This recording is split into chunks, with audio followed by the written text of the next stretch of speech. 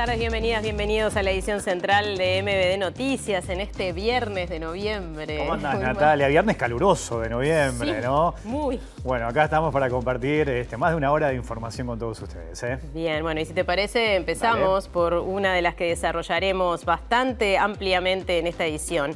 Es posible que la COVID-19 haya aumentado las infecciones provocadas por bacterias resistentes a los antibióticos. Esto se conoció hoy durante la presentación de la encuesta sobre el consumo de antibióticos en la población uruguaya. La muestra reveló que los niños y jóvenes son los que más consumen antibióticos y el motivo más frecuente son las infecciones de garganta. En más de 80% de los casos no se indicó ningún test o examen previo a la indicación de estos fármacos que confirmara la presencia de una bacteria. Bueno, en ese sentido, la encuesta fue realizada por la Organización Panamericana de la Salud y la empresa Cifra. Fueron consultadas 800 personas de todo el país. De allí surge que la mitad de quienes compraron antibióticos en las farmacias en los últimos 2 años lo hicieron sin receta, aunque está prohibida la venta libre. Un 49% de los consultados considera que la venta sin receta es legal o no sabe. Estos datos se conocen al comenzar la Semana Mundial de la Concientización del Uso de Antimicrobianos y que confirman que en muchos casos se hace un mal uso de estos fármacos y esto supone una amenaza creciente para la salud global.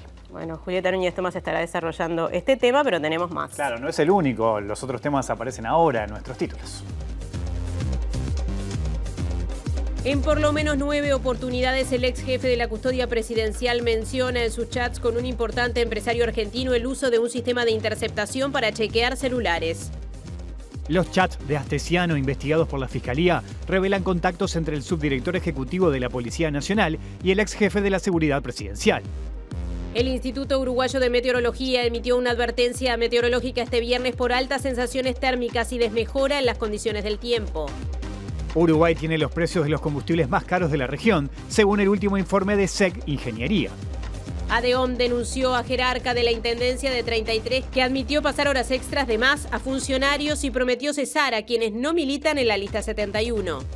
Hospital de Artigas inició una investigación tras denuncia por mala praxis contra un bebé de 1 mes. El pequeño sufrió convulsiones por exceso de medicamentos. Monitor ambiental. Hay 91% de recolección de residuos en un lapso de 2 días. Durante la 6ª edición de la Noche de las Librerías, se proyectará hoy la película Benedetti, 60 años con luz, en la intersección de Tristán Narvaja y Uruguay. El número 2 del chavismo desafía a la calle Pou por el nombramiento de un embajador en Venezuela. Jorge Drexler ganó 7 premios, siendo el más laureado en la entrega de los Grammys Latinos, realizada este jueves en Las Vegas. Aparecieron videos de soldados ucranianos ejecutando a militares rusos cautivos y desarmados. Recuerden además que nos pueden seguir a través de Uniradio, la radio de la Universidad de la República 107.7 y también a través de uniradio.edu.uy. Vamos a salir del estudio y vamos a empezar a recibir a nuestros compañeros y es por eso que le doy paso a Natalia. A ver por dónde están en esta tarde calurosa, como decíamos hoy, Wilmar, a ver en qué puntos de Montevideo se encuentran nuestros compañeros Diego Martini y Juan Pablo Rodríguez. Diego, ahí te vemos en la Plaza Independencia.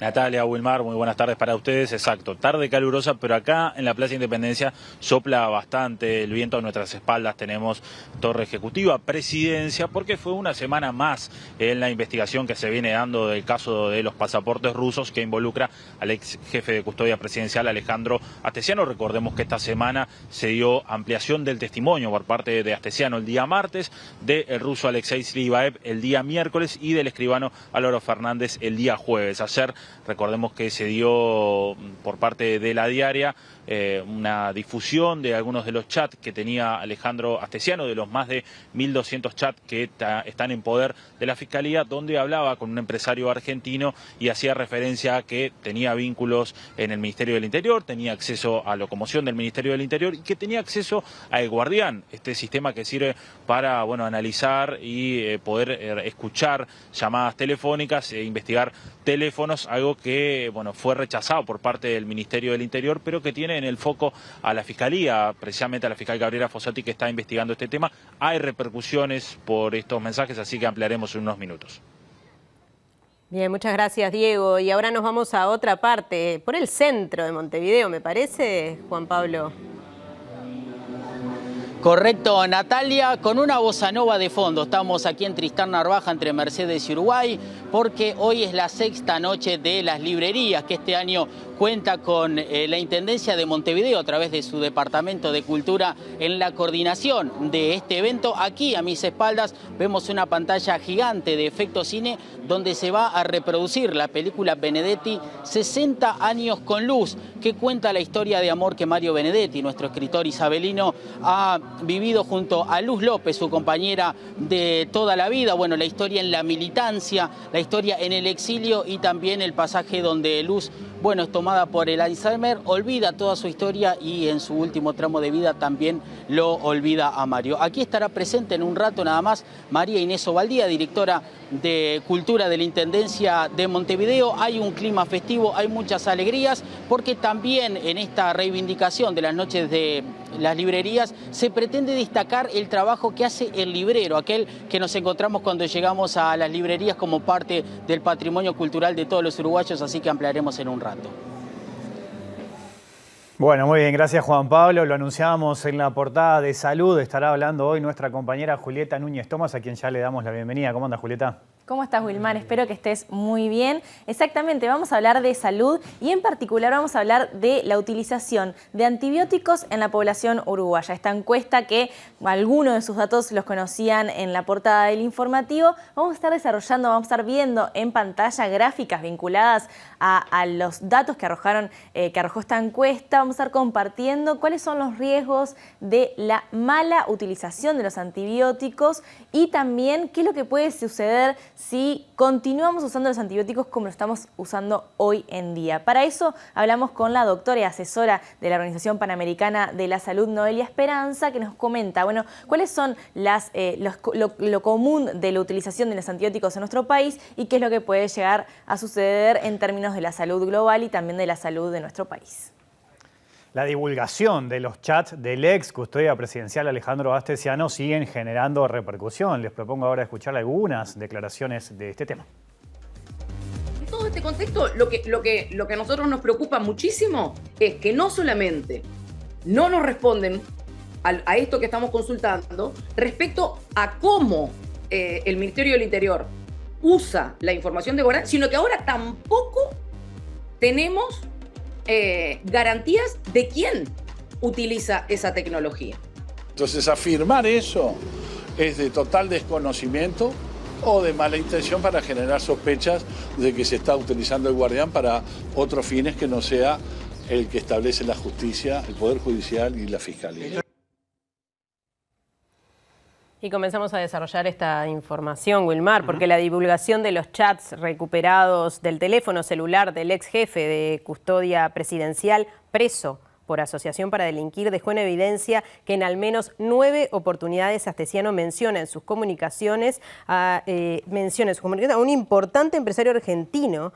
Y ahí habla del uso del sistema de interceptación. Menciona a El Guardián para chequear celulares. Sí, exactamente. El empresario argentino había contratado a Astesiano porque desconfiaba de posibles robos de soja y trigo en sus campos aquí en el Uruguay. Asimismo, de los chats, unos 1.300, surgen menciones al actual número 3 de la Policía Nacional. Las comunicaciones están todas bajo investigación de la fiscal Gabriela Fossati.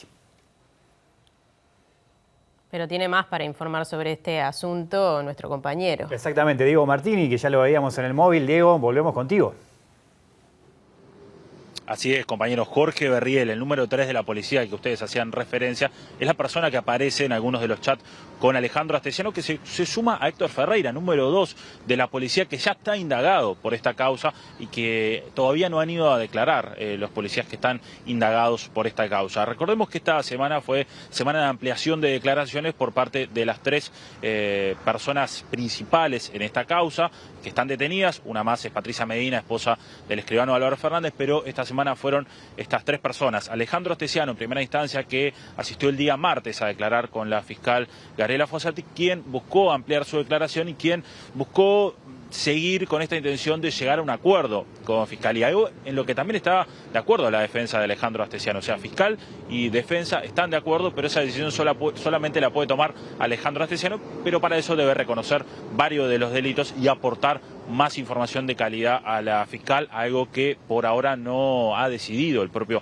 Alejandro Astesiano, pero siguió colaborando en esta instancia. El día miércoles el ruso Alexei Silibaev fue a declarar con la fiscal. La defensa de el ruso que vive en Uruguay hace unos cuantos años, 15 años, dijo que la fiscal no tiene pruebas contundentes para imputarlo a Alexei Silibaev, que de hecho es hasta demasiado excesivo que él esté preso. Recordemos que Silibaev y Astesiano están presos en Punta de Rieles. Se espera que, si no es la semana que viene, es la otra, el propio Silibaev declare de vuelta ante la fiscal con un traductor. Recordemos que hay un problema con los traductores rusos que tienen la posibilidad, que están registrados como traductores oficiales, solamente hay idóneos, porque se generan algunos inconvenientes en la forma de hablar de Silibaev, sobre todo porque él comprende el español, pero a veces se dificulta entenderlo a él. Él lo que dice es que desde Rusia le enviaban las partidas adulteradas ya apostilladas y él simplemente, se contactaba con eventuales clientes, pero que él no lo hacía de forma ilegal esto.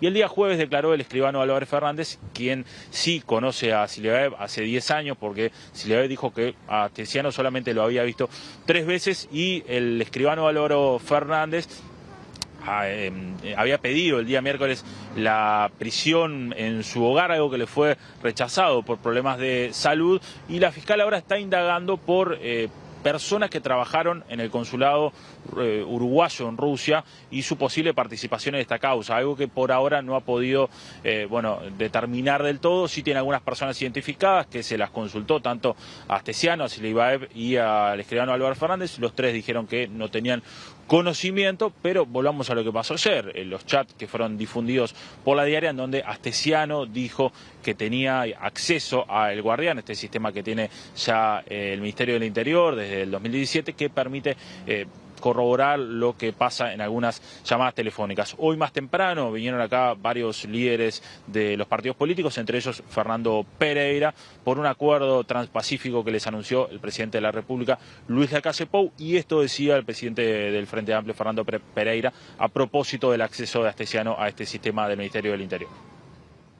Pero es preocupante que alguien que estaba acá en la torre ejecutiva, en el 4º piso, ofreciera el servicio, más allá de que no lo pudiera dar, porque cualquier persona que le ofrecen ese servicio desde un lugar de tanto poder entiende que lo tiene. Entonces no partimos que lo que ha planteado el ministro Heber debe estar dentro de lo racional, que si no hay un pedido de la justicia no se pueda utilizar el sistema del Guardián. Si se hubiera utilizado estaríamos ante un tema de enorme gravedad, con lo cual supongo que el gobierno tomaría medidas extremas, ¿no? O sea, si se comprobara que sí se utilizó, obviamente estos comentarios que hice se modifican sustancialmente y el gobierno tiene que tomar medidas de fondo, ¿no? Bien, esta declaración de Fernando Pereira va de acuerdo a lo que dijo el Ministerio del Interior, que si bien Astesiano declaró que tenía uso del Guardián, dijo que solamente esto se puede dar por la autorización de un juez o un fiscal. De hecho, la propia fiscal Gabriela Fossati ayer envió el mensaje a los periodistas de que no tienen la confirmación de que Astesiano haya utilizado el Guardián para la trama de los pasaportes rusos. Fiscal Gabriela Fossati, que apareció en algunos medios declarando en Montevideo Portal y en El Observador, molesta por esta causa porque ella tenía un traslado pendiente a la Fiscalía de Delitos Económicos y Complejos, algo que el fiscal de Cortes, Juan Gómez, determinó que sea cuando termine esta causa, por lo que ella se mostró molesta ante estos dos medios en declaraciones. Pero seguimos en búsqueda de la palabra de más legisladores. En este caso, la senadora del Frente Amplio, Silvia Nané, dijo que es muy preocupante que Astesiano haya hecho alarde de este uso del Guardián, porque ya no es preocupante el uso que se le da a este sistema, sino quienes tienen acceso a este sistema, sobre todo por lo del Guardián y porque Astesiano también demostró en sus chats y en algunas conversaciones que tenía utilización de varias herramientas que tiene Presidencia del Ministerio del Interior. Tenemos un problema serio dentro de la gestión de los recursos del Ministerio del Interior, porque por algo este hombre podía usarlo. No solamente es que hay muchas dudas respecto a qué está ocurriendo con lo que de esa tecnología se recaba, de información de los ciudadanos y de las ciudadanas, acuérdense que todavía no sabemos cuál es el uso que se le está dando a las cámaras de reconocimiento facial respecto a las posibilidades de reconocimiento facial que también tiene el Guardián. Eso nunca lo contestaron. No solamente no nos contestaron a nosotros, sino que no le contestaron a la sociedad civil. Entonces, en todo este contexto, lo que a nosotros nos preocupa muchísimo es que no solamente no nos responden a esto que estamos consultando respecto a cómo el Ministerio del Interior usa la información de Guardián, sino que ahora tampoco tenemos garantías de quién utiliza esa tecnología. Entonces, acá hay un hecho importante que creo que hay una moraleja que queda absolutamente demostrada con esto, y es que el problema no es la tecnología en sí misma. Hay un gran problema en el uso de esa tecnología, y para eso es que tienen que existir los protocolos, tienen que existir las regulaciones, tienen que existir los mecanismos de control, las auditorías y demás. Bueno, el que habló también sobre este tema fue el ministro del Interior, Luis Alberto Heber, ¿no? Y aseguró que el uso del Guardián debe justificarse ante la justicia y ante Fiscalía. Yo pedí al Senado de la República que me reciba, porque me parece que hay que tener un nivel de información como para aseverar una cosa así. El Guardián hace muchos años que está, no se puede actuar si no es con orden judicial y con conocimiento y también con orden del fiscal. Hay un sistema inviolable que se llama SAID, que es el seguimiento a las escuchas, que tienen que estar debidamente justificadas al fiscal y fundamentadas para el juez. Nadie, ni que esté en el Guardián, puede escuchar porque queda registrado que estuvo escuchando un teléfono que no está debidamente autorizado por la justicia. Entonces, afirmar eso es de total desconocimiento o de mala intención para generar sospechas de que se está utilizando el Guardián para otros fines que no sea el que establece la justicia, el Poder Judicial y la Fiscalía. Cambiamos de tema. Una niña de Artigas debió ser internada en el CTI tras recibir una medicación con una dosis 10 veces superior a la recomendada para su tratamiento. Según su abuela, la abuela de la niña, cuando la menor llegó al hospital de Artigas, no había médico, no había guardia, ni tampoco había medicación para atenderla. Amelia tiene 1 mes y medio y tras recibir la medicación sufrió 2 convulsiones que fueron desatendidas por los médicos del hospital. Unas horas después de recibir el alta sufrió una tercera convulsión. Yo vuelvo al hospital con la niña ya morada, casi negrita, que le dio, bueno, que ahí el doctor la agarra en sus manos y le dice que, bueno, que le está dando una convulsión, le hace un paro. La doctora pide un pediatra y en el hospital no había pediatra. No había medicación para socorrer a la niña y ahí la doctora Favaro justo andaba allí en la vuelta hacia una pediatra y es la que la atiende, que no estaba de guardia, pero la atiende. Y bueno, la doctora Favaro consigue la medicación en Gremeda. La medicación ella misma pone en la historia, le dio tardía la medicación porque bueno, no había en el hospital, pero la salvan a Amelia.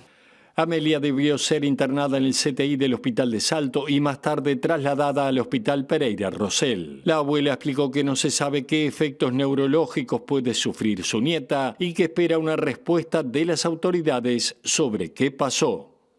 Cuando yo me entero que había sido una dosis superior, que había sido 10 veces más, yo me dirijo al hospital de Artigas y digo que hay otro niño que toma esa medicación, que lo localicen porque la medicación había hecho mal.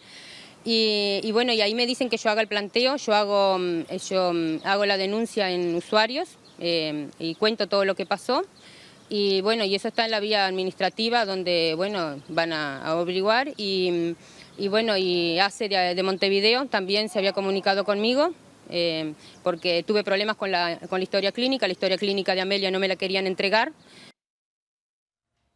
Bueno, por este caso, ACE tiene en curso una investigación administrativa. Vamos a ver cómo sigue adelante esta situación. Y seguimos nosotros también con temas de salud, porque la Asociación de Hipertensión Pulmonar de Uruguay viene solicitando al Ministerio de Salud Pública que puedan ingresar al Fondo Nacional de Recursos los fármacos Riociguat y Macitentan, medicamentos que han logrado mejorar la calidad de vida de los pacientes que padecen esta enfermedad. Y Silvia Vázquez, una de esas pacientes que atraviesa un delicado estado de salud, aguarda la resolución del Ministerio para un cambio de medicación que pueda mejorar su calidad de vida. Silvia Vázquez fue diagnosticada con hipertensión pulmonar en el año 2014. Vive en Rivera y es usuaria de ACE. De un tiempo a esta parte, la progresión de la enfermedad viene deteriorando su calidad de vida. A nivel de síntomas, ella fue progresando lentamente, solo que ahora se dio como un empuje. Entonces, para ir al baño necesito oxígeno, no puedo hacer nada sin oxígeno, no te llega el aire, no conseguís respirar de ninguna manera. Vos tenías una vida y de repente tu vida se ve muy limitada. Cosas simples no podés hacer, como bañarte sola ya no da más, como ir al baño sin el oxígeno ya no puedo más. La hipertensión pulmonar es una de las enfermedades consideradas raras en nuestro país que afecta a alrededor de 100 personas. Desde la Asociación de Hipertensión Pulmonar del Uruguay vienen reclamando al Ministerio de Salud Pública que el Fondo Nacional de Recursos pueda incluir los fármacos Riociguat y Macitentan que han logrado mejorar la calidad de vida de los pacientes que padecen la enfermedad. Y esa medicación nueva que me recomendaron, que la estamos pidiendo, es para que baje la presión del pulmón y pueda tener mejor calidad de vida.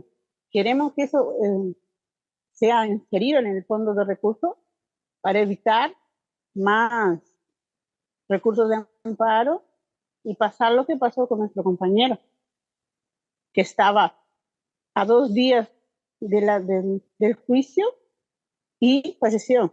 Me gustaría que ellos tomaran conciencia que hay muchas familias y hay muchos pacientes que quieren vivir y que necesitan esa dedicación.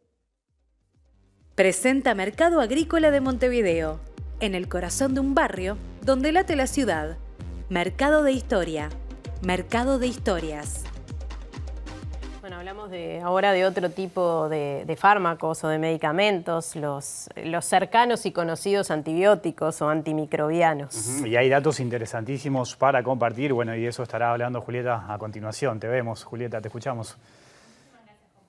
Así es, y como les adelantábamos al inicio, la Organización Panamericana de la Salud presentó hoy aquí en Uruguay, en Montevideo, una encuesta vinculada al uso de antibióticos en nuestro país. ¿Por qué? Bueno, porque se está intentando trabajar para combatir la resistencia antimicrobiana y es fundamental tener datos certeros sobre la utilización de estos antibióticos para poder preparar la política pública, las campañas y para poder encarar con mayor precisión este tipo de acciones tan necesarias, y ya les vamos a ir contando a lo largo del informe por qué son tan necesarias. Vamos a empezar con una explicación muy breve, muy sencilla de, me faltó decirles, y es importante también, que esta encuesta se presenta hoy, que es el primer día. Hoy comienza la Semana Mundial de Concientización del Uso de Antimicrobianos. Y esto me da el pie para comentarles lo que les iba a decir, que es que las bacterias en sí son seres vivos microscópicos, son en sí microbios,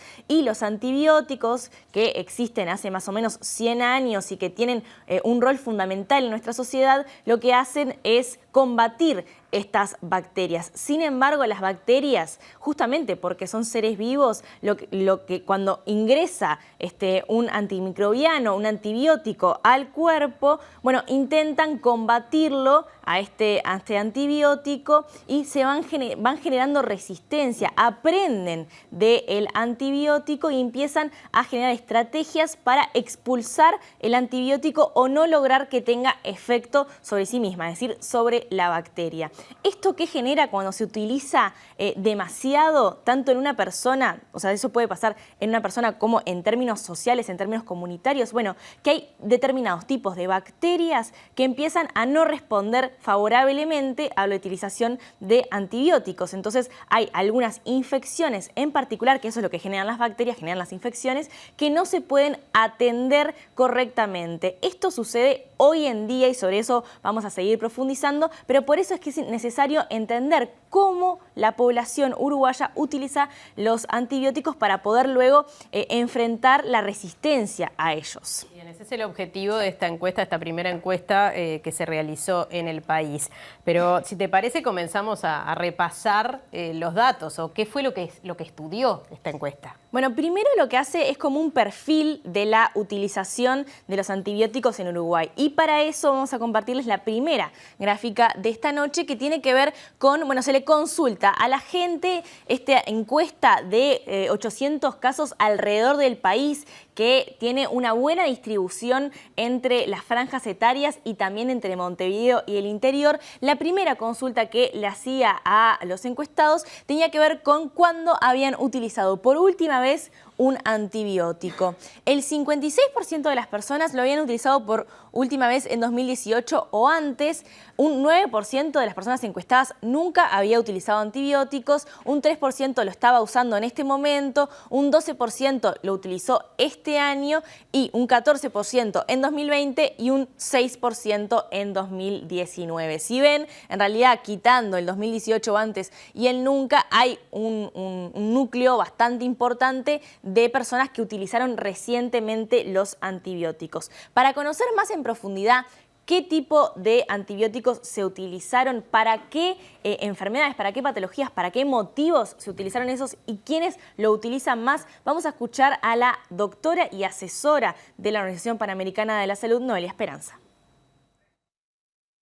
El perfil de uso que encontramos en la población encuestada mostró que la principal indicación de antibióticos en los últimos 2 años fueron las infecciones respiratorias. Principalmente dentro de las respiratorias, las infecciones de la garganta, la faringitis, y después, luego de las respiratorias, las infecciones odontológicas y las infecciones urinarias. Esas fueron las 3 más frecuentes. La población que estudiamos, la frecuencia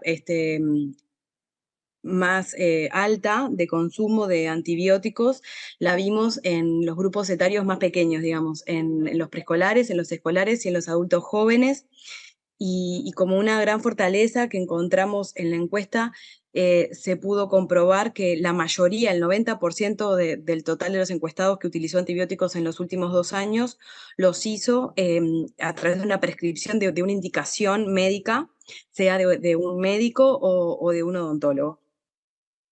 Ahora bien, Julieta, ¿cuáles son las buenas prácticas en el uso de los antibióticos? Bueno, Wilmar, hay 3 cuestiones importantes y necesarias a la hora de incorporar antibióticos en términos de la salud de los seres humanos, porque también otro capítulo muy interesante es los antibióticos en el uso veterinario, en el uso animal. Eso también tiene que ver con cómo se comporta todo esto en términos sociales, en términos de nuestra sociedad, pero lo vamos a dejar para un capítulo de más adelante. En términos de los seres humanos, hay 3 cuestiones importantes. La primera buena práctica, digamos, es la vacunación, porque esto es lo que previene las infecciones y hace que disminuya la utilización de antibióticos. Luego también está el buen diagnóstico en términos del acompañamiento médico, entender si realmente esa enfermedad requiere o no, o ese dolor requiere o no el uso de antibióticos. Y para conocer mejor esto, otra de las cuestiones importantes es el testeo. Y sobre eso es la siguiente gráfica que les vamos a mostrar. Le consultaban a las personas que habían utilizado antibióticos en los últimos 2 años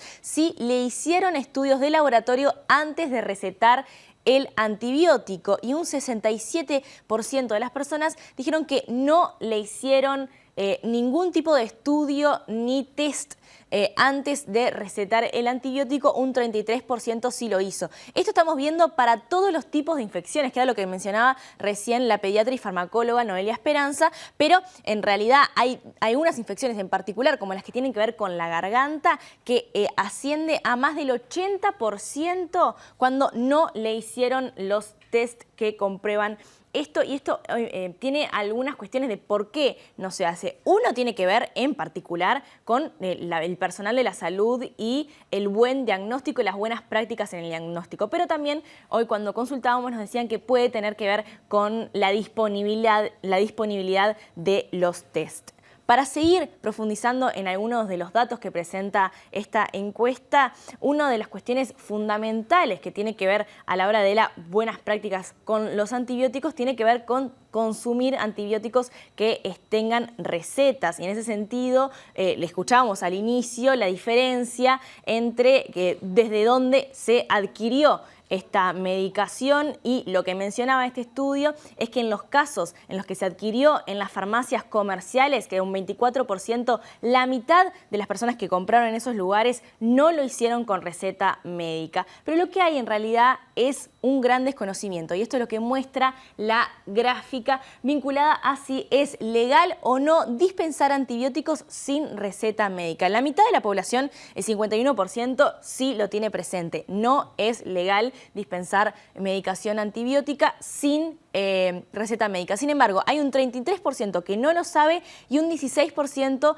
que piensa que es legal. Esto lo dividen en las distintas franjas, en el estudio lo dividen en las distintas franjas de estudios, pero también lo dividen entre el personal de salud o personas vinculadas a la salud y personas no vinculadas a la salud, y sorprende que también hay desconocimiento y hay confusión con respecto a la legalidad de esto, incluso dentro del personal de la salud. Así que es importantísimo tenerlo presente, hacer un buen diagnóstico, pero además no comprar antibióticos sin receta médica, porque ahí ya nos estamos incluso pasando esa etapa por arriba. Bueno, una de las cuestiones importantísimas también tienen que ver con los riesgos asociados a estos, y era lo que le decíamos al inicio. En ese sentido, bueno, el consumo de antibióticos en Uruguay hoy en día ya está generando problemas, porque ya existen en este momento en Uruguay infecciones graves, principalmente asociadas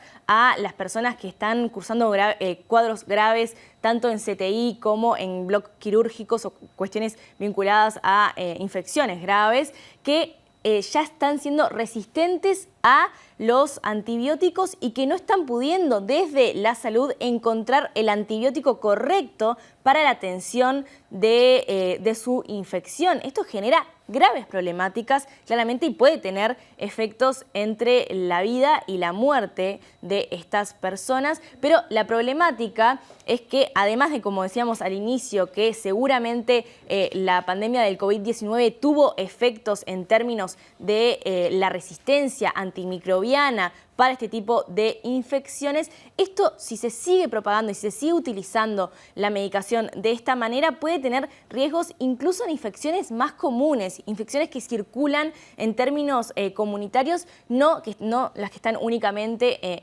dentro de los hospitales o en situaciones de infección grave. Entonces es importante concentrarse en el combate de la resistencia antimicrobiana y sobre los peligros. Fue que habló la asesora de OPS-OMS, pediatra y farmacóloga Noelia Esperanza, y catalogó de catástrofe lo que puede llegar a suceder si no cambiamos las prácticas en términos de los usos de antibióticos. El riesgo de poder pensar en que si nosotros seguimos usando del modo que usamos los antibióticos, tengamos problemas para seleccionar, para elegir un antibiótico, sobre todo en caso de infecciones graves o en las que se haya desarrollado bacterias que se hayan hecho resistentes a los tratamientos antibióticos que tenemos disponibles, constituye realmente una amenaza a la salud nacional, pero a la salud mundial. Es un hecho conocido. se la llama la pandemia silente, ¿no? Este riesgo de pensarnos si seguimos usando mal los antibióticos, qué vamos a hacer para poder tratar algunas infecciones graves en casos que no contemos con más herramientas terapéuticas, ¿no? Entonces, realmente la consecuencia del mal uso puede llevarnos a no contar con antibióticos apropiados para cierto tipo de infecciones, lo cual sería una verdadera catástrofe. En lo que respecta a la salud humana, una prescripción racional con indicaciones justificadas, lo más probadas posibles para el inicio de los tratamientos empíricos con antibióticos y con una población también que tenga los conocimientos adecuados para poder solicitar, ¿no? Los tratamientos de forma más correcta cuando sea necesario. Presentó Mercado Agrícola de Montevideo, en el corazón de un barrio donde late la ciudad. Mercado de Historia, Mercado de Historias. Vamos a otro asunto ahora, porque los canales de aire de Montevideo 4, 10 y 12 iniciaron acciones judiciales contra todos los cables del área metropolitana para que no emitan los partidos del Mundial. Las acciones de estos canales 4, 10 y 12 se iniciaron contra los cables de Pando, Canelones, Tala, Suárez, San Jacinto, La Paz, Las Piedras, San Ramón, Ciudad de la Costa, entre otras localidades. 2 magistradas fallaron a favor de los canales y mandaron cortar las señales en los cables afectados. Un tercer juez todavía no emitió su fallo. Se está violando la ley de medios. Es una vergüenza, dijo el presidente de CUTA, Washington Melo. Bueno, seguimos adelante, pero vamos a cambiar de tema ahora, porque Diego La Rosa, responsable del vertedero municipal del departamento de 33, amenazó con despedir a una funcionaria por integrar una lista opositora dentro del Partido Nacional y además reconoció pasar horas extra de más. En un audio difundido, una trabajadora le reprochó esto y el jerarca dijo: yo te voy a sacar porque venís votando la lista 8. Yo hice algo más. Te suspendo. Yo dije que bolazo porque un bolazo porque claro, porque vos vas a decir. A mí me suspendieron. Pero yo no tengo que ver lo que. Cuadrilla. Yo te suspendí. Te estoy diciendo. Pero vos te agarrás conmigo lo que te han hecho a vos, claro.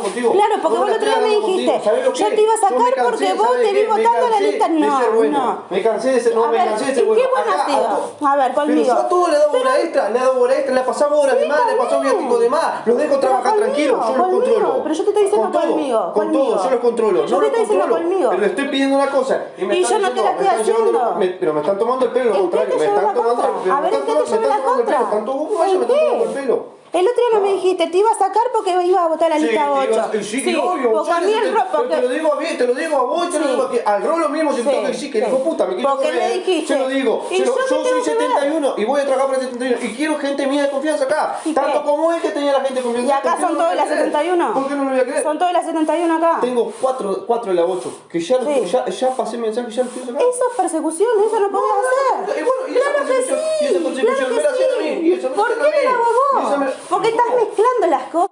MB Noticias se comunicó con ADEOM de 33 y aseguraron que se hará denuncia en oficina de violencia por acoso laboral, además de no descartar ir a la justicia. La directiva de ADEOM en este momento nos encontramos analizando una denuncia de una funcionaria del vertedero municipal sobre una denuncia de persecución política que ya pasa en el ámbito, hace una persecución laboral para nosotros. Ya te digo, en este momento estamos analizando los pasos a seguir. No descartar, lo primero que vamos a hacer, por supuesto, es enviar la denuncia a la administración. De ahí suponemos que no vamos a recibir alguna respuesta fehaciente, ya que nos tiene acostumbrados a no responder la verdad. Pasaríamos al Ministerio de Trabajo y bueno, y de ahí lamentablemente acudiremos nuevamente a la justicia, como ya lo hemos hecho en otras oportunidades. Bueno, y como todos los viernes, en realidad, momento de columna ambiental, ¿no? No me cambies el viernes por el miércoles. Me quedé con el miércoles, por suerte es viernes, menos mal que es viernes, ¿no? Por suerte, sí.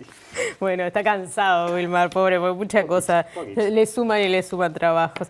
Bueno, pero le damos la bienvenida a Micaela Rodríguez, del Observatorio Ambiental de la Intendencia de Montevideo, como todos los viernes. Exactamente, como lo dijimos, ¿no? Lo dijimos, viernes. Sí. Bienvenida. Bien, así es, viernes, Natalia y Wilmar. Así que vamos a comenzar hablando de las playas. Aumentan las temperaturas, se acerca el verano, así que les propongo hablar sobre las playas de la costa montevideana. El pasado martes 15 de noviembre bajaron los guardavidas a las playas de Montevideo a brindar sus servicios que se van a extender hasta el 31 de marzo de 2023. Para comenzar la columna de hoy, les propongo que repasemos el listado de las 19 playas que están habilitadas en la ciudad de Montevideo. La Colorada, Pajas Blancas, Zabala, Los Cilindros, Punta Yeguas, Santa Catalina, Frigonal, Cerro, Ramírez, Pocitos, Buceo, Malvin, Brava, Honda, de los Ingleses, Verde, La Mulata y Carrasco. ¿Y qué playas no están habilitadas? Bueno, las playas que no están habilitadas son del Gas, Puerto del Buceo y Miramar. Estas no están habilitadas para baños por la Intendencia de Montevideo desde hace ya varios años. En el caso de las playas del Puerto del Buceo y Miramar, los antecedentes históricos indican que no presentan condiciones homogéneas. Esto quiere decir que pueden presentar excedentes en los límites que indica la reglamentación vigente. Podemos hablar también sobre el monitoreo de las playas y el control de la calidad del agua. El Servicio de Evaluación de la Calidad y Control Ambiental de la Intendencia de Montevideo realiza durante todo el año el estudio de la calidad de agua en 21 playas desde Punta Espinillo hasta Miramar. Los procedimientos de muestreo y de análisis son realizados en la unidad de calidad del agua del Servicio de Evaluación de la Calidad y Control Ambiental. Durante el periodo de verano se planifican entre 2 y 4 muestreos semanales entre las playas de Punta Espinillo y Miramar. La Intendencia ha definido un total de 22 puntos de muestreo en playas que son 9 del sistema costero oeste y 13 del sistema costero este. Ahora, Micaela, ¿y cómo se realiza este control, por ejemplo? Bueno, para conocer detalles sobre cómo se realiza el control del muestreo, las muestras de agua son extraídas entre las 8 y las 13 horas y son trasladadas refrigeradas al laboratorio que se ubica en el faro de Punta Carretas, donde se determina y se realiza la determinación de salinidad, conductividad y coliformes fecales, así como turbidez, temperatura, oxígeno disuelto, pH, clorofila A, microcistina, fósforo total y nitrógeno total. Los resultados son publicados de forma semanal a través del sitio web institucional y también allí se puede acceder al informe anual de evaluación. ¿Y qué factores climatológicos son los que inciden en la calidad del agua? Bueno, a lo largo del tiempo se ha observado que los valores de los coliformes fecales presentan en las playas que tienen relación, digamos, con los factores climáticos. Es decir, que estos valores de los coliformes fecales tienen una relación directa con los factores climáticos. El fenómeno del Niño Oscilación Sur influye fuertemente sobre la cuenca y la costa del Río de la Plata. Esta oscilación se expresa como un calentamiento o enfriamiento de las aguas superficiales de la parte central y oriental del Océano Pacífico ecuatorial. En Uruguay y en la región, esta oscilación afecta al régimen de lluvias. Estos cambios producen fuertes variaciones en la descarga del Río de la Plata y, por supuesto, que como consecuencia afectan la presencia de coliformes fecales y de cianobacterias, así como las fluctuaciones en salinidad y turbidez y carga de nutrientes en la costa de Montevideo. Junto al monitoreo microbiológico que apunta a la aptitud del agua para baños, también se lleva a cabo un registro visual en las 21 playas en toda la costa de Montevideo. Este control persiste en asignar una categoría a cada playa de acuerdo a 3 categorías visuales definidas según la presencia de cianobacterias. Vamos a enumerar cuáles son esas 3 categorías y se denominan situación 0, por un lado, que son la ausencia de floraciones, cuando no se detectan colonias en el agua. Situación 1, presencia sin espuma, floración incipiente, cuando la concentración de colonias es baja y se encuentra dispersa. Y por último, situación 2, que es cuando está la espuma cianobacteriana, que se puede observar floración desarrollada cuando la concentración de colonias de cianobacterias ya es muy alta y aparecen zonas de color verde en el agua que pueden observarse a simple vista desde lo lejos. Bueno, Micaela, y como todos los viernes, ¿qué nos puedes decir sobre los datos de recolección de residuos? Perfecto, vamos a cerrar, como hacemos cada semana, presentando los datos de recolección de residuos. Vamos a recordar qué significan cada uno de los puntos que podemos observar en el mapa. Puntos de color verde son aquellos contenedores que han sido vaciados en un plazo de 1 o 2 días. Puntos amarillos son aquellos que fueron vaciados en un periodo de hasta 3 días. Naranjas 4 días, rojos 5 días y negros hasta 6 días. Y según el DATE de hoy, hay un 91% de recolección de residuos en el lapso de 2 días, lo que significa un alto nivel de recolección. Wilmar, Natalia, hasta la semana que viene para compartir más información. Muchas gracias, Mica. Te esperamos el viernes que viene. Bueno, y seguimos hablando de otro tema, porque un análisis comparativo que recoge la tendencia de precios de acceso a la energía en países de la región ubica a Uruguay como el país más costoso en varios ítems. Sí, exactamente. Entre ellos, nuestro país lidera, por ejemplo, el precio en lo que se paga por energía eléctrica, el gasoil, las naftas y también el gas natural residencial. Un reciente informe sobre los índices de precios de la energía y su evolución, desarrollado por el Departamento de Eficiencia Energética de SEG Ingeniería en el mes de octubre, concluye que Uruguay tiene los precios de combustible y electricidad más altos de la región. El cuadro comparativo establece que en Uruguay la tarifa energética residencial se paga $264 por megavatios hora, mientras que acceder al mismo consumo eléctrico en Paraguay se paga $56 por megavatio. En Argentina cuesta $59, en Chile $152 y en Brasil $186 por megavatios hora consumido. Una tendencia similar ocurre con los combustibles, donde Uruguay lidera el ranking regional con los precios más caros. El gasoil en nuestro país tiene un costo de $1,58 por litro, mientras que comprar un litro de gasoil en Argentina cuesta $1,13, $1,14 en Paraguay, $1,15 en Chile y $1,25 en Brasil.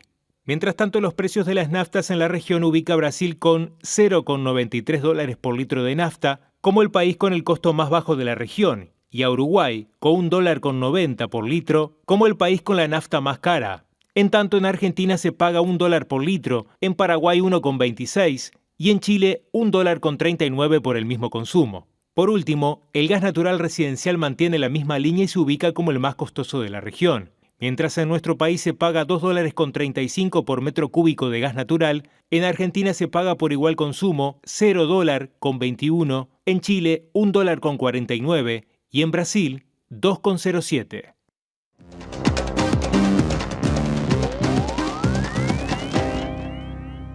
¿Qué tal? Bienvenidos al capítulo internacional. Lo comenzamos con la guerra de Ucrania. Mientras siguen los bombardeos rusos, siguen los problemas energéticos para unos 7 millones de ucranianos, producto propiamente de esos bombardeos. Hoy Rusia denunció la ejecución extrajudicial de 10 soldados que ya estaban rendidos a manos de las tropas ucranianas. Según Rusia, esta es una práctica habitual por parte de los ucranianos. Va a llevar esta denuncia a las instancias internacionales y también acusó al gobierno de Kiev y a quienes los apoyan.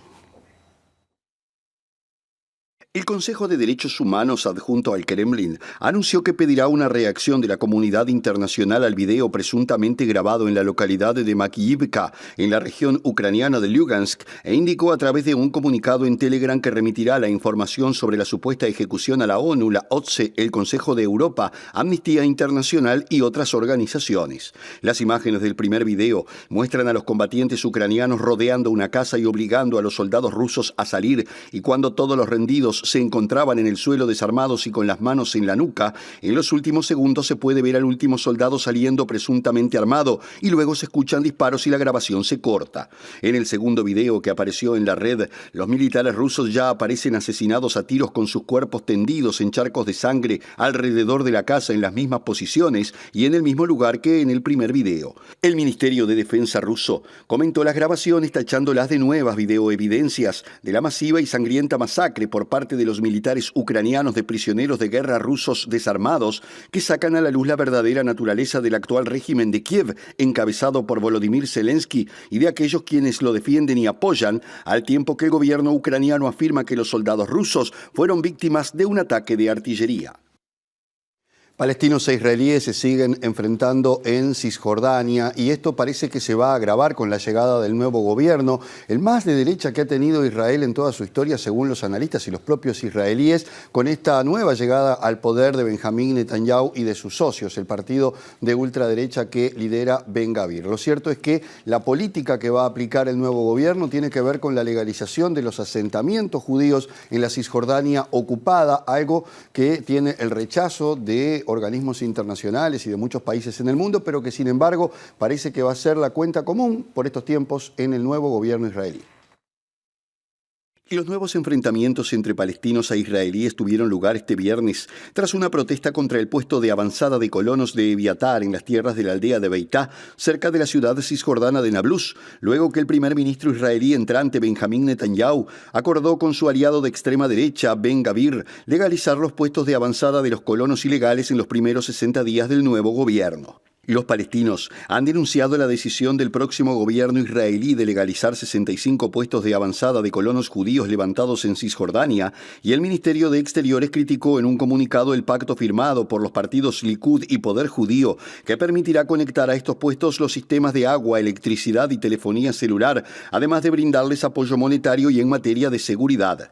La Cancillería palestina advirtió que el plan profundiza la estrategia de colonización, conduce a la confiscación de las tierras palestinas y legitima los puestos de avanzada aleatorios, a pesar que la ONU y los organismos internacionales consideran ilegales todas las colonias israelíes, donde más de 450.000 colonos viven en 132 asentamientos y 147 puestos de avanzada en Cisjordania y otros 200.000 en Jerusalén Oriental. El ejército de ocupación israelí emitió ayer una orden de demolición de una escuela palestina en construcción en la región de Masafer Yattah, al sur de Hebrón, en el marco de operaciones que las fuerzas israelíes han intensificado recientemente contra los palestinos, entre otras cosas mediante la demolición de viviendas y escuelas, la paralización de la construcción y el impedimento del acceso de los palestinos y pastores a sus tierras.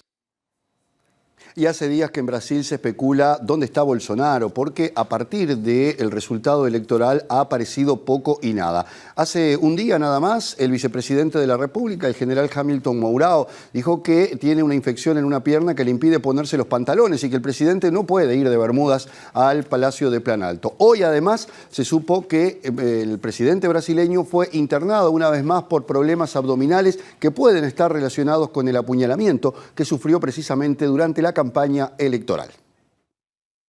El nuevo diagnóstico del presidente brasileño es una hernia en la cicatriz que le dejó la cirugía por el ataque del año 2018 y en el año 2019 tuvo que ser operado de nuevo en esa zona debido a complicaciones, aunque según el parte facilitado por el Gabinete de Seguridad Institucional no tiene previsto someterse a una nueva operación, aunque seguirá en observación, cuenta el diario Estadão. El estado de salud de Bolsonaro parece haber empeorado en los últimos días, una vez que se han dado a conocer los motivos por los cuales el aún presidente brasileño se habría recluido en el Palacio de la Alvorada, coincidiendo con su derrota en las elecciones del pasado 30 de octubre frente a Lula da Silva.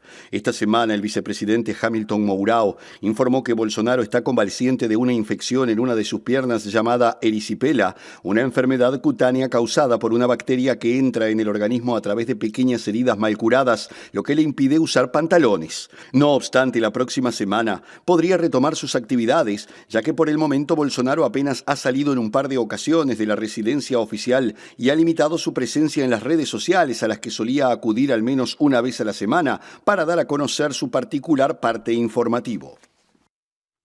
Bueno, llegamos al final del primer bloque. Exactamente, pero hay mucho más después de esta pausa.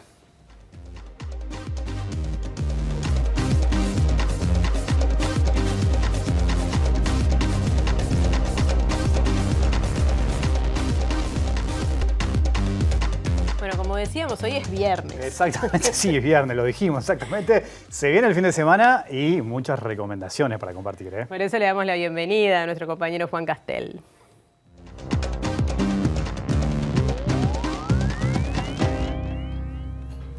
Y antes de las recomendaciones, es ineludible hacer mención a lo que ocurrió ayer en la 23ª entrega de los Latin Grammy, porque Jorge Drexler arrasó realmente. Son premios que da la Academia Latina de Artes y Ciencias de la Grabación. Básicamente es la industria discográfica que reúne a un montón de productores, gente vinculada a las discográficas, artistas, compositores, ingenieros de sonido. Lo cierto es que en esa mega fiesta realizada en Las Vegas, en un evento que tiene muchísima difusión y muchísima llegada, Jorge Drexler obtuvo 7 Grammys latinos, fue el más ganador de la noche, con algunos de ellos que son pesados, categorías pesadas realmente, como Canción del Año, por Tocarte, una colaboración que hizo con C. Tangana, que es un rapero recontra famoso de España, en otros premios y otras canciones, porque participó con varias canciones, con varios trabajos. Por ejemplo, obtuvo el premio a Grabación del Año, a Mejor Canción Pop, a Mejor Álbum de Cantautor, a Mejor Canción Alternativa, a Mejor Arreglo y a Mejor Canción en Portugués. Repito, estos premios entregados por la industria, que uno a veces los mira como una cosa muy lejana, pero a los que es muy difícil acceder. Estamos hablando de realmente la primera división del mundo de la canción hispano-parlante, y ya estar ahí mencionado, estar ternado, no es para cualquiera, porque, repito, es un lugar al que es muy difícil de llegar, y en este caso no solo Drexler estuvo nominado con 9 nominaciones, sino que además, repito, obtuvo 7 estatuillas. Por lo tanto, está bueno hacer mención a esto. Jorge Drexler, que está girando por todos lados, sigue presentando su disco Tinta y Tiempo, que fue uno de los premiados en la noche de ayer. Ahora sí, hablemos de Mundial, de recomendaciones. Estaba pensando en qué recomendar vinculado a fútbol, Mundial y Uruguay, y me traje un libro que es un gran trabajo, un exhaustivo trabajo del periodista e investigador franco-uruguayo Pierre Arrighi. Se llama 1924 y en esta investigación básicamente lo que demuestra Arrighi es la validez que tiene para la FIFA y el porqué de la validez que tiene el Campeonato Olímpico de Fútbol obtenido por Uruguay en 1924 como campeonato mundial. Aquella cuestión de las 4 estrellas en la camiseta, de por qué tenemos 4 y por qué la del 24 y la del 28 cuentan para la FIFA como mundial, están explicadas en este trabajo. Es una explicación exhaustiva, es una investigación pura y dura. Arrighi se metió en los archivos de la FIFA, de la Federación Francesa de Fútbol, del Comité Olímpico Internacional, hace también un repaso y un raconto muy minucioso de la prensa de la época, tanto de la uruguaya como de la europea, y además de poner sobre la mesa el porqué de esta validez por parte de la FIFA, de estas 2 estrellas, de esas 2 de las 4 que tenemos en el escudo, también teje su teoría sobre el porqué buena parte de los investigadores europeos de mitad del siglo XX y también la propia FIFA, un poco que le tiraron tierra arriba y desacreditan bastante estas 2 conquistas obtenidas por Uruguay. Un trabajo que para aquellos que les gusta la historia del fútbol es imprescindible. Me meto en el teatro porque Julio Chávez, el reconocido actor argentino Julio Chávez, se está presentando en Montevideo, vuelve a traer Yo soy mi propia mujer. Se trata de una historia basada en la vida de Charlotte von Masdorf, una travesti alemana nacida en Berlín que, entre otras vicisitudes de su vida, tuvo que atravesar al régimen nazi, haciendo valer además su condición de travesti. Una obra muy interesante, muy profunda, que deja muchas preguntas arriba del escenario y una gran interpretación de Julio Chávez desdoblándose en varios papeles para una obra que, repito, viene con muy buenas críticas y viene ganando muchos premios, no solo en esta versión, sino en múltiples versiones que ha tenido a lo largo del mundo. Se va a estar presentando sábado y domingo, 21 horas, en el Galpón. Las entradas están a la venta a través de Ticantel, 1.200 y 2.200 pesos las localidades. Y cierro con música porque La Vela Puerca va a estar presentando en el Velódromo mañana sábado su más reciente trabajo discográfico que se llama Discopático. Será a partir de las 21 horas, repito, Velódromo Municipal, 1.550 pesos las entradas. Y yo me despido compartiendo con ustedes un fragmento de La Vela Puerca en vivo en el Velódromo. Pero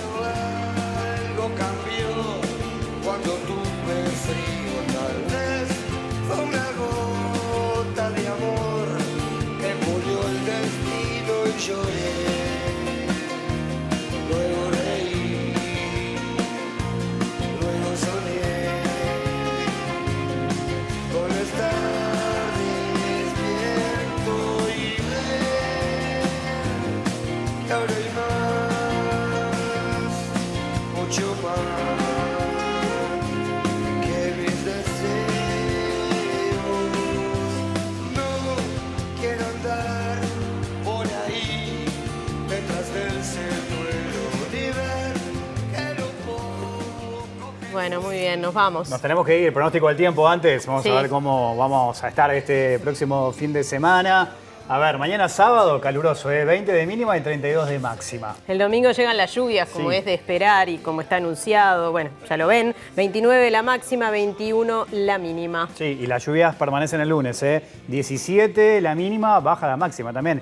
22 para, estos próximos días. Así que aprovechar el calorcito mañana. Sí. Porque Y a después, cuidarse después porque estas épocas así de esos cambios de temperatura son bravos. Exactamente. Bueno, viene el lado B. Se viene el lado B en minutos, un viernes cultural, con uno de los mejores actores que tiene nuestro país, así que a quedarse por ahí. Ah, incógnita. Viene Exactamente. campaña, La dejamos picante. campaña expectativa. Exacto. Bueno, muy bien, nos vamos. Ya los dejamos antes del lado B con lo mejor de la semana según MB Noticias. Que pasen bien. Chao, buen fin de semana.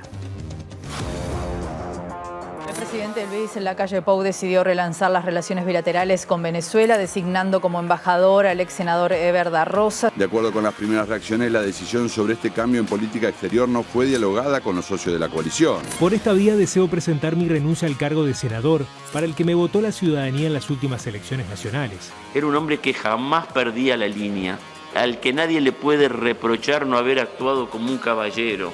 Ejemplo de estadista y manteniendo siempre su frente amplismo y su espíritu de unidad. Si se compara el último trimestre, julio, agosto, septiembre, con el año anterior, hubo 95 homicidios frente a 81. El dato mata relato.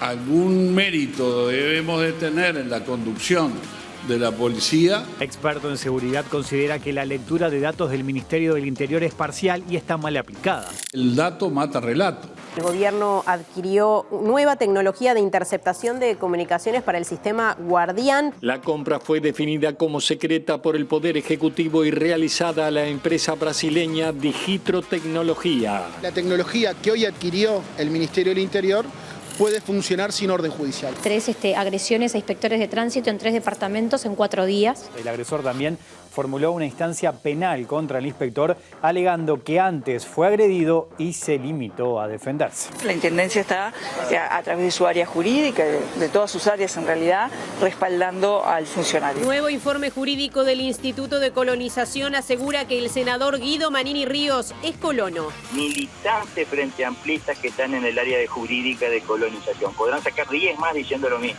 No es un nuevo informe, es el mismo informe. Alejandro Astesiano intervenía celulares de forma ilegal con el sistema policial El Guardián. Los resultados indican que 22% de la población en general y 12% de los votantes multicolores en particular cambiaron negativamente de opinión sobre el presidente Luis Lacalle Pou a raíz del caso de corrupción que involucra a su ex jefe de custodia.